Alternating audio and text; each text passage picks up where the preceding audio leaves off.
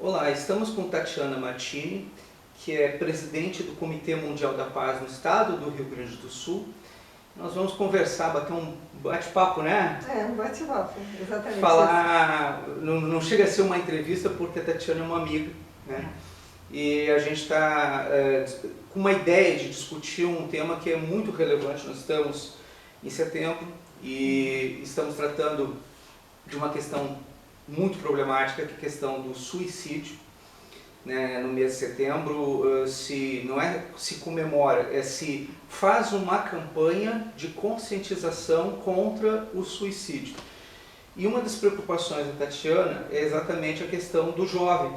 Né? Ela tem uma filha adolescente, eu tenho uma pequenininha que recém nasceu, e a gente tem essa preocupação com os nossos filhos, não é verdade? É verdade.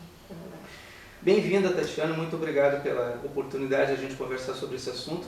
Qual é a impressão que tu tens, amiga? Porque tu é uma pessoa de referência nessa questão aqui no nosso estado. Me diga como é que... Primeiro, eu gostaria de agradecer muito o convite, Antônio.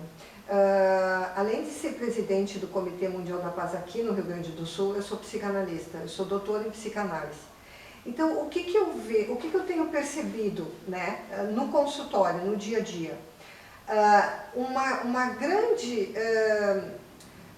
Um grande número de jovens, né, aditos, eu posso dizer, usar esse termo, eles estão Explica para quem não sabe o que é adito.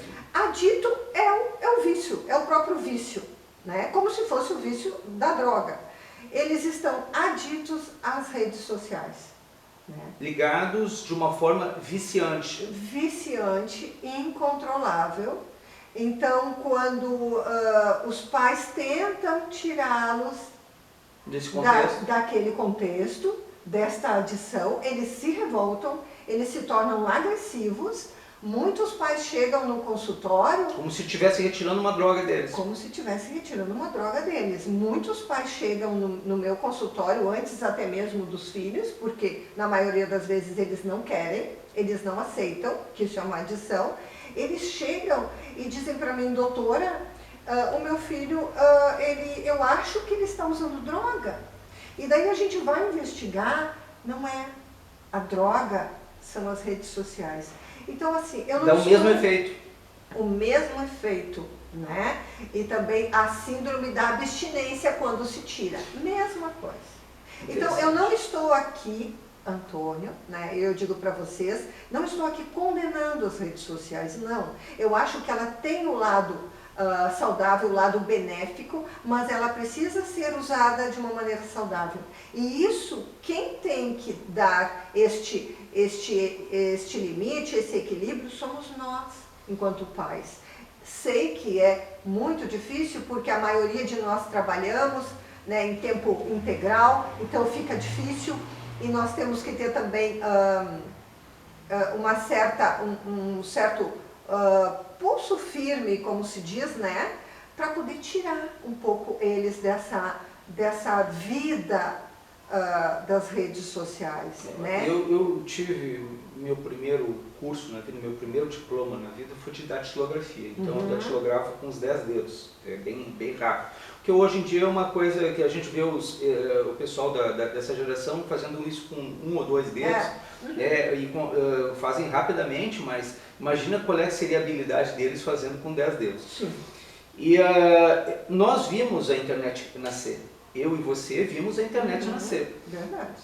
Né? Eles não, a gente não tinha internet, a gente brincava na rua, se quebrava, fazia arte, né? Tinha atividade física, né? Hoje a gente não vê as crianças fazerem esse tipo de coisa. A maioria das crianças, elas estão dependentes exclusivamente da energia elétrica. Muitas vezes para a geração anterior à nossa nem energia elétrica tinha, né? E a banda larga. Se não tiver energia, não tem sequer internet. Se não tiver internet, não tem como carregar o celular, não tem como... Na época a gente não tinha celular. Telefone levava uns 5 anos para chegar na casa da gente, era um telefone fixo que tinha, e era um só para toda a casa. né, tu esperava uns 5 anos para receber e tu tinha que comprar ação para ter um telefone desse, né? Era uma sorte, era coisa para classe média alta e para mais, né? Não era para qualquer um ter telefone. Gente, a gente viu tudo isso acontecer. O primeiro computador que cada um de nós teve não era melhor que uma máquina de escrever, que vocês nem sabem o que é. Tu coloca o papel na máquina de escrever, vai digitando, e vai dando o clique e ela vai subindo, né? Aí o jovem de hoje diz assim, ah, que legal, já sai impresso. Não, a gente corrigia a letra com um corretor de texto, com um branquinho, e depois clicava a letra de volta em cima. Né? Tu não olhava para o teclado para digitar, tu fazia um negócio assim. Não podia olhar para o teclado. São coisas desse tipo. A gente viveu tudo isso. Estamos vivos. E saudáveis mentalmente. Vivos, saudáveis mentalmente. Tá que a gente deixou esse tipo de mundo para vocês, então desculpa, foi erro nosso, tá? Mas com certeza claro que tem culpa nossa nesse processo. Mas isso não explica, mas não justifica que vocês cometam os mesmos erros ou piores que nós. Nós erramos. E estou aqui admitindo da minha parte, né? Talvez eu não tenha a culpa específica por fazer alguma coisa dessa, mas a nossa geração teve. De alguma maneira, vocês chegaram a esse ponto e foi um erro nosso, de alguma maneira. Né? O que eu vejo assim? Eu acho que nós temos culpa, né, entre aspas, no sentido que nós trabalhamos muito. Então, isso foi uma maneira, as redes sociais, o celular, tudo isso, foi uma maneira de compensar os nossos filhos da nossa ausência. E talvez também aquela história, a gente quer sempre o melhor para os nossos filhos. Quando chega a tecnologia, a gente pensa assim, vou dar para o meu filho algo que eu não tive. Né? Vou dar conhecimento, internet, rede mundial de informações é conhecimento. Mas aí tem uma grande diferença entre esse tipo de coisa. É como se tu, por exemplo, botasse a tua cama na biblioteca de Alexandria, que foi a maior biblioteca do mundo, botasse a tua cama ali no meio da biblioteca de Alexandria, que já foi destruída há muitos anos, séculos, né? Infelizmente, que ali tinha todo o cabedal de conhecimento da humanidade até aquele momento, e tu só abrisse tu só fosse pegar material para ler revistinha e quadrinhos. A sensação que se tem hoje na internet é mais ou menos essa. Você tem muita desinformação. Né? E você pode até ter informação de qualidade, mas você não sabe nem onde identificar essa informação de qualidade, nem o que buscar. Não buscam, né? Não, e se busca, fica desnorteado, porque não sabe se aquilo ali é verdade ou não. É muita informação. Ou a pessoa não está preparada para saber a verdade. Né? Literalmente aquela série Matrix, que está voltando agora, né? Sim, sim. Ela fala muito bem essa questão. As pessoas ficam dentro da bolinha delas, da realidade delas, e uma realidade, na verdade, não é verdadeira realidade, é uma realidade alternativa. E às vezes a gente programa coisas para a nossa sociedade que não são aquelas, né?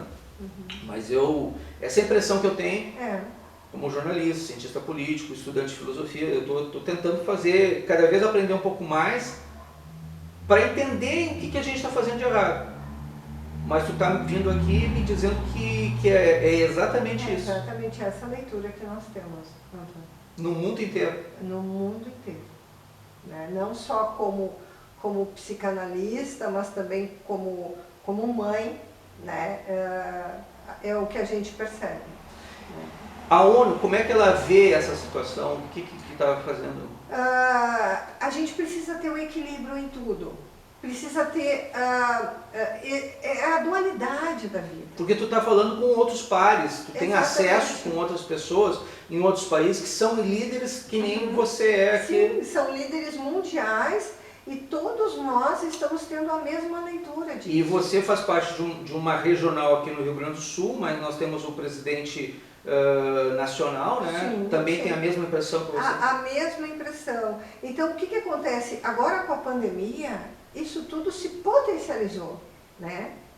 porque o nosso jovem, nós mesmos, nós ficamos muito mais tempo em casa. Então nós não tínhamos o que oferecer para os nossos filhos, né? Além disso. E como a gente faz para dar uma fugida, uma fuga desse processo? É uma boa pergunta. Né? O que eu sugiro? Eu vou dizer o que eu faço com a minha filha. Né? Eu procuro sair.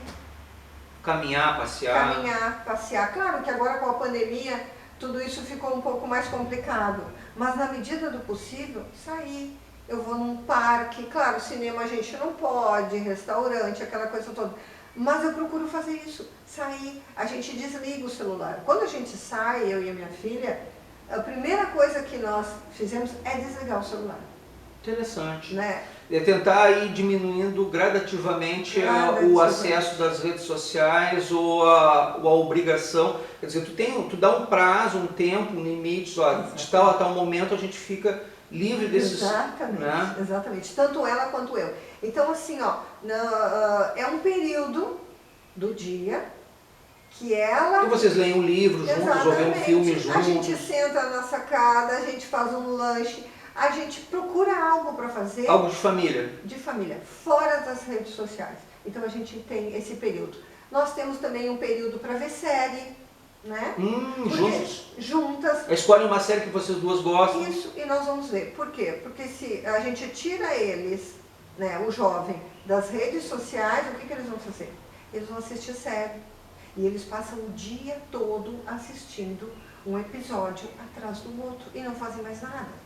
Então eles ficam ali imersos naquele universo. Então tu tira eles de uma coisa... Eles entram no outro. Eles entram numa outra. Tu tira de um vício, eles entram no outro. Exatamente. A gente tira eles de uma adição e eles vão para outra. Eu vou fazer a parte do advogado do diabo agora aqui. Vou dizer assim, o que acontece numa situação dessa? A gente fica dependente de uma coisa, fica dependente de outra, fica dependente... Mas essa situação, ela não é uma situação que é cômoda, de repente, para o pai e para a mãe, isso, aquilo assim, que às vezes, vai lá, fica vendo uma série, isso aqui.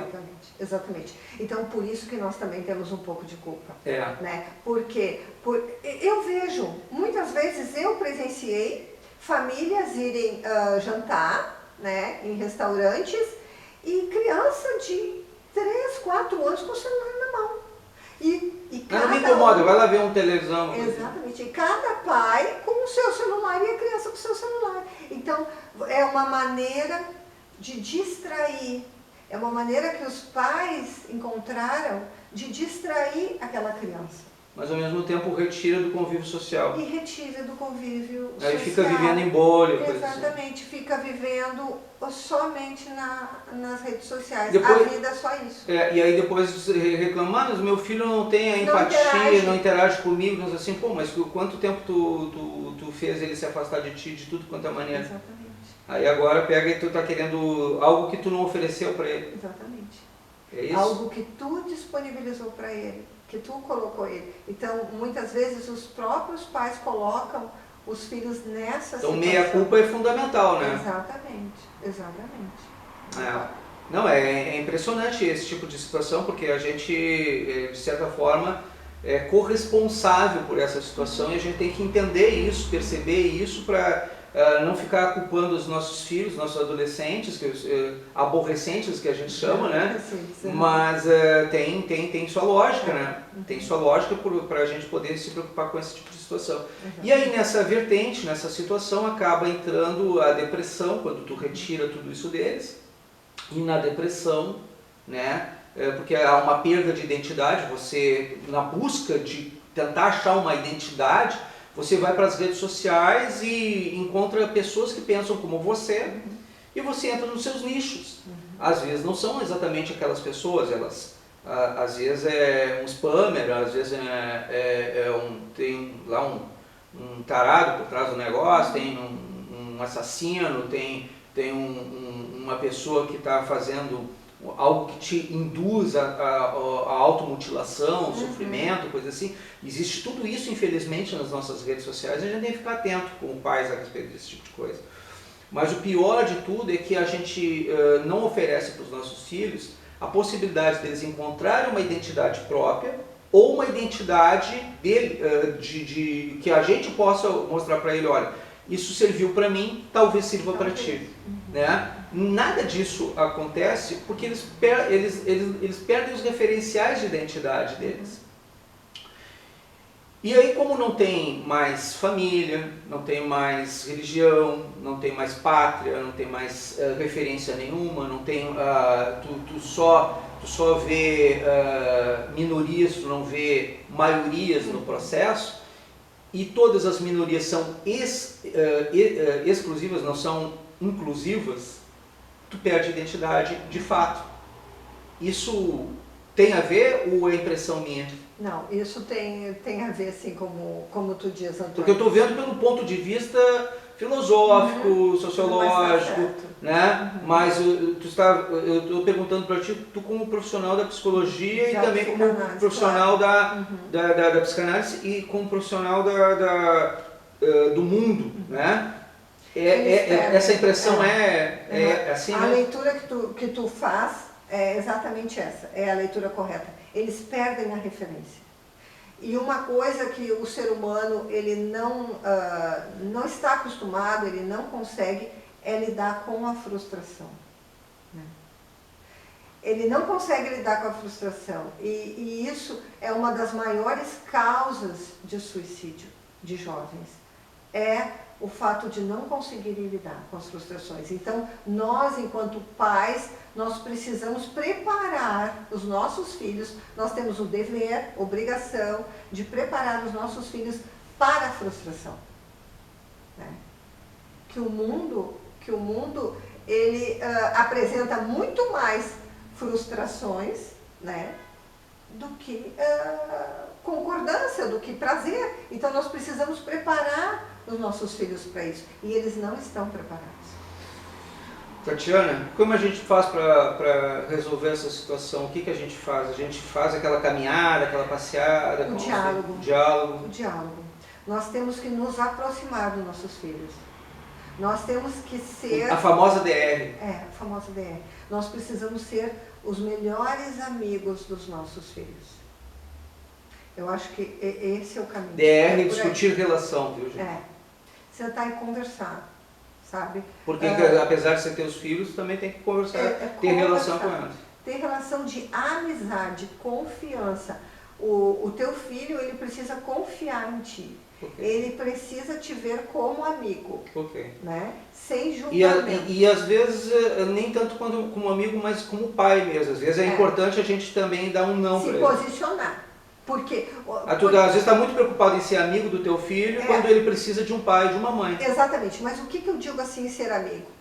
Porque o amigo não é só aquele que dá aquele tapinha nas costas e concorda com aqueles que estão te endossando o tempo todo, dizendo que teu papai e tua mamãe estão errados, nem sempre, filho. Não é bem assim que funciona o negócio. Por isso que eu digo que nós precisamos ser amigos, porque o conceito de amigo é esse, né? Na verdade, ser amigo é isso. Às vezes é o cara que te dá um soco na boca do estômago, mas... Exatamente, que te faz refletir, que diz pra ti, não é por aí. O caminho não é esse, tu está errado. Então, amigo é aquele que diz, tu está errado. Né? E fica do teu lado. E fica do teu lado, incondicionalmente.